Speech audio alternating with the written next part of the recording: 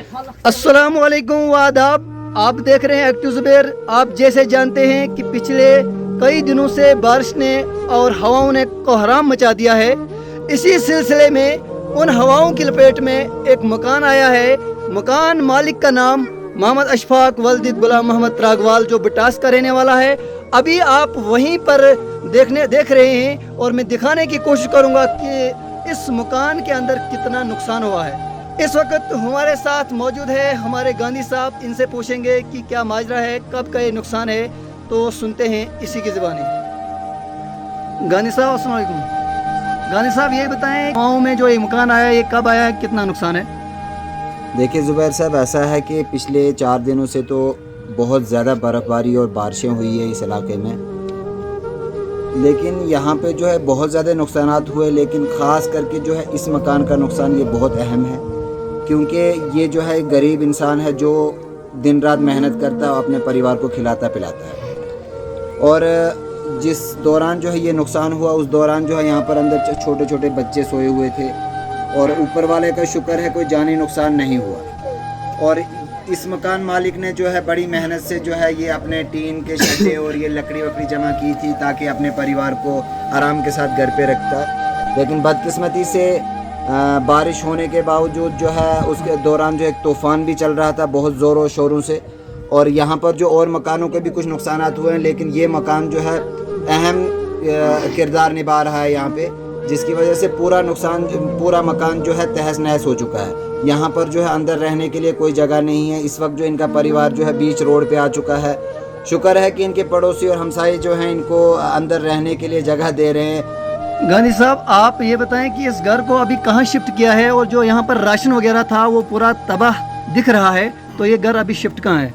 देखिए, इनके पास तो खाने पीने के लिए अपनी जो भी सामान था सारा जो है वेस्ट हो गया है। सारा जो है पानी से जो है तूफान ने अपने जो है शिकस्त में लिया है। लेकिन इनके पास परमानेंट रहने के लिए अभी जगह कोई भी नहीं है। मैं खास करके जो है यहाँ के एडमिनिस्ट्रेशन से और ख़ास करके डॉक्टर शमशादा शान जो है यहाँ की डीडीसी चेयरमैन है, उनसे ख़ास अपील करना चाहता हूँ कि जो ये छोटे मोटे नुकसानात होते हैं उनका तो चलता है, लेकिन ये जो है बहुत अहम नुकसान है। गरीब शख्स का जो है पूरा मकान जो है इस तूफ़ान के अंदर लिपटा गया और इनके पास कोई रहने की जगह नहीं है। और प्लीज़ बराए मेहरबानी करके जो भी सरकार की तरफ से कोई इनकी इमदाद हो सकती है, बराए मेहरबानी करके इन गरीब और लाचार इंसानों के लिए प्लीज़ बराए मेहरबानी करके कोई ना कोई इमदाद की फराहमत की जाए। मेरे साथ है रवीश भाई, और रवीश भाई से मैं ये कहना चाहता हूँ कि रवीश भाई कब ये नुकसान हुआ और कैसे हुआ, आपके बच्चे कैसे बचे तेज़ बारिश में? सर ये बारिश में हुआ है, शुक्र है अल्लाह का कि बच्चे बच गए। अंदर छोटे छोटे बच्चे थे अंदर और बीवी थे अंदर। बारिश में जब वो तूफान आया, शुक्र है अल्लाह का कि ये बच गए। बाकी जो नुकसान है टीन का और लकड़ियों का, बाकी जो बिस्तरे चावल शावल आटा शाटा वो सब खराब हो गया है। अभी आप कहाँ रहे हो? अब तो इस टाइम मैं मम्मी के घर में हूँ। इधर है ही नहीं कोई जगह, कहाँ बैठेंगे इधर। यहाँ पे कोई रहने की जगह नहीं है? नहीं है। अभी आप अपनी मोमा के पास रहते हो? हाँ, मोमा के पास। आप वैसे तो मोमा से अलग हो। हाँ, ये आपका मकान है, अलग बनाया हुआ है। हाँ, तो पूरा नुकसान हुआ है? सारा नुकसान हुआ है सर। ये थे हमारे साथ हमारे रवीश भाई, जो ये कहते हैं कि मकान जो था ये मेरा मकान अलग है, अभी मम्मा के पास रहता हूँ, मम्मा से अलग हूँ। और जो खाने पीने का सामान था वो पूरा वेस्टेज है, और जो 30 से 45 फट्टे लगे हैं वो भी पूरा वेस्टेज है। अभी रहने के लिए जगह नहीं है, तो कुछ न कुछ इंतज़ाम किया जाए और गरीबों की मदद की जाए, यही गुहार होती है हमारी। और हम सोशल मीडिया पर इसलिए इनको लाते हैं ताकि एडमिनिस्ट्रेशन तक ये बातें पहुँचे, क्योंकि ये दूर दराज फार फ्लंग एरिया है, यहाँ पर कोई मीडिया वाला नहीं आता है। अगर हम किसी को कहें भी तो हमारे पास उतने पैसे नहीं होते जिन पैसों से हम उनको यहाँ पहुँचाएं। आप इस वीडियो को ज़्यादा से ज़्यादा शेयर करें ताकि जब किसी गरीब को मुसीबत आती है वो उसका दर्द समझता है, और आप भी अपने भाई की दर्द समझकर इस वीडियो को शेयर कर रहे हैं। ये है खाने का सामान, कपड़े कंबल वगैरह जो वेस्टेज पड़ा है। अभी यहाँ पर ये देख सकते हैं आप, ये यहाँ पर चूल्हा है, जिस चूल्हे के ऊपर अभी थोड़े बर्तन भी रखे गए हैं। और यहाँ आप देख सकते हैं कि ये जो फटे पूरे खाली पड़े हैं, क्योंकि ये देखिए आप, यहाँ वेस्टेज का सामान है। अगर हम इसको उठाएं तो इस वेस्टेज सामान को तो काफ़ी बिल्कुल ये वेस्टेज है, बिल्कुल ख़राब है, बिल्कुल ये नहीं बचा है। खाने के लिए। तो ये जो है अपनी माँ के घर में अभी रह रहे हैं, लेकिन कब तक रहेंगे?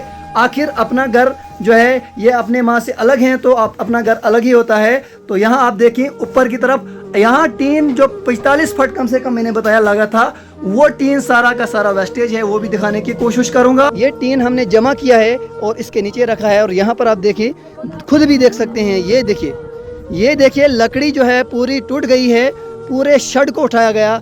जब हवा ने पूरी शेड को उठाया तो वो लकड़ी भी टूट गई है, और यहाँ पर टीन आप देखें, टीन लगाने के काबिल नहीं है। अब जो है एहतियातन तौर पर हमने इस मकान के ऊपर जो है त्रिपाले डाले हैं ताकि थोड़ी सी दीवार बचे। तो अब ये छोटे छोटे नन्हे मुन्ने बच्चे इस मौसम में, सर्दी का मौसम है और सर्दी के इस मौसम में अभी ये छोटे नन्हे मुन्ने बच्चे जूझ रहे हैं अपने घर से। ये सब जानते हैं कि जब बच्चा माँ बाप से अलग होता है तो अपना घर बसाता है, लेकिन अब मजबूरन अपने माँ के पास रहने के लिए मजबूर है, और इनका रहना भी वही है। लेकिन आखिर ये जाएंगे कहाँ? एक गरीब शख्स है जो दिन को दिहाड़ी कमाता है और शाम को खाता है। इस वक्त 45 फटे टीन का एस्टिमेट अगर किया जाए तो कम से कम 60,000 से ऊपर जाता है। बाकी जो वेस्टेज सामान है उसका तो जो है वो अलग है। लेकिन अभी गुजारिश करते हैं एडमिनिस्ट्रेशन से, और ये अपील करते हैं कि अगर आप यहाँ पर आएँ और आप भी खुद मुआयना करें तो यहाँ इनकी मदद करें, क्योंकि इसी टाइम पे जो होती मदद की ज़रूरत होती है, वरना हर कोई अपनी दिहाड़ी लगाकर अपना जो है सामान करता है। अच्छा लगा तो वीडियो को शेयर करना, चैनल पर नए हो तो चैनल को सब्सक्राइब करना। दीजिए इजाज़त, खुदा हाफिज़।